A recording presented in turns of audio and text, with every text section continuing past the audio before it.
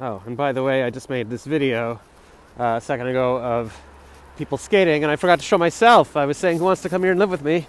Well, you can't decide that unless you see what I look like, right? So here I am, although you can't see much. I think that guy's talking to me about a hood and a hat. Look at this. Look at that. Isn't that pretty? There's like a skating rink, but then it goes into another little skating rink under a bridge. I mean, this is like Disney World here, right? This is like, it looks like a fake little city. I mean, a lot of cities don't have something like this, so that's kind of cool. This is a good reason to live here. A reason you might not want to live here is the cold. Like, my hand is actually starting to hurt because I don't have my glove on. So yeah, if you want to live somewhere where exposed skin is dangerous, then this is the place for you. But I mean, if you were somewhere else, the sun might be burning you. So there's always something. And you know what? Look at that. Look how much fun she's having. Zipping along. Come on, come on.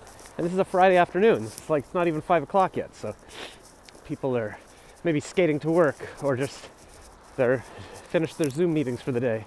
This is the kind of thing you got to get out of your basement and see people doing stuff and enjoy it.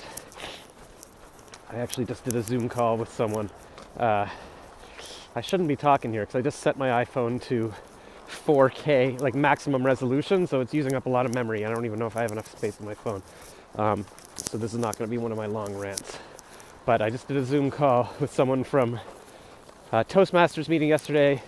I mentioned I was a copywriter, and then he said, hey, can I talk to you about doing what's it like to write for a big ad agency? And I'm like, oh no, here's a guy who wants to pick my brain for free. And I'm like, I'll do it, whatever. Yeah, I'm a nice guy, but I was like, what does he want? So we talked, and then actually went well. We wound up chatting for like an hour and a half, and I told him a bit about what's it like, and he says he's doing his own copywriting, and I'm like, I don't know, maybe I'm too old to get back into it. And he said he's 50, so he's older than me, and he says he's a chiropractor, but he does copywriting. He's got no training in it, and so he's always been curious about what's it like to be at a big ad agency. Like, does he need training? And it's like, no, he sounds like you're smart.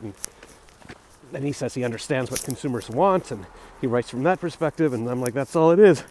And he told me, like, you've done so many amazing things. There's a media section on LinkedIn where you can post your commercials, post your videos. This article that because I said I wrote a love song for the Green Party leader that went viral, and he looked that up, and he's like, there's an article here, you can put that on there. He says he saw like a talk by a LinkedIn expert yesterday or recently, and she said, yeah, use that media section and just cram it. And so he's like, yeah, because do you have a portfolio? I'm like, yeah, I kind of got my WordPress site where I'm posting things. He's like, put things on here. And I'm like, that makes sense. That's where people are looking to hire. And I said, I just thought I never wanted to do copywriting, or I haven't wanted to do it because I feel like, look, I'm going to make this company $1 billion, and what am I getting out of it? And he's like, yeah, you're not getting anything out of it by holding on to it. Like, just give it away, and it'll come back to you in other ways. I'm like, you're right, just help people. And he's like, for men especially, like, you want to feel useful, you want to feel like you're helping. And I'm like, yeah, I feel like I don't have a purpose, so I'm going to get back into it. He's like, yeah, you just have to explain what's that 5-year gap. And I'm like, he's like, well, tell your story, like you were finding yourself and all of that. I'm like, yeah, that's true. And then I was talking about how I want to do life coaching, and he's like, yeah, but your life isn't that great right now. In your parents' basement, you're like, you want to blow your brains out. I'm like, yeah, correct. But he's like, but you've done all these amazing creative things. Why don't you talk about that? And I'm like, yeah, okay. So maybe my podcast is, because he's like, then it's all part of your story. You're doing, you can say I'm in the basement. Because I want to be. I'm not working because I want to be. Like, I'm an artist. I'm like, yeah, that's what artists do. We're all crazy. He's like, yeah, that fits. But, if you're one of these internet gurus saying, I'm a life coach, this is how to make $1 billion, and, they're all in their $1 billion mansions, but it's all fake too. Like he said, he just published a book for one of these gurus, and the guru's being sued by the owner of the mansion that this guy was renting for $35,000 a month. I guess, who knows, for his videos or something. So it's all optics. Look at that little kid skating. Come on, this is idyllic. I'm glad I put this in 4K so you can see it in its resolution. I think those fluorescent jackets are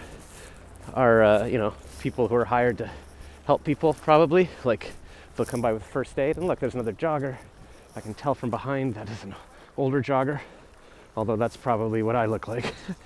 But I am an older jogger. Well, I am now the age that I tell the story. Like, I'm like, oh, my mom started running when she was 50 and she just wishes she had started sooner, and now she's run like 30 marathons in the past 25 years.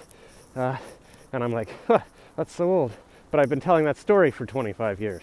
So, wow. Yeah, literally. Oh my God, the math. Wow. But, whatever. Live in the moment. I mean, whatever. You don't have to force yourself to live in the moment. Just get out of the house, actually. It's very simple. And you look at stuff, it gets your mind off things. There's people jogging, there's people doing things. So anyways, this guy said, yeah, like you've done such amazing things for amazing clients. You don't have to start from scratch. You don't take another course. Like, just, put your stuff on LinkedIn, build on that. I'm like, yeah, that's right. So it was a good reminder that people are impressed by the things I've done.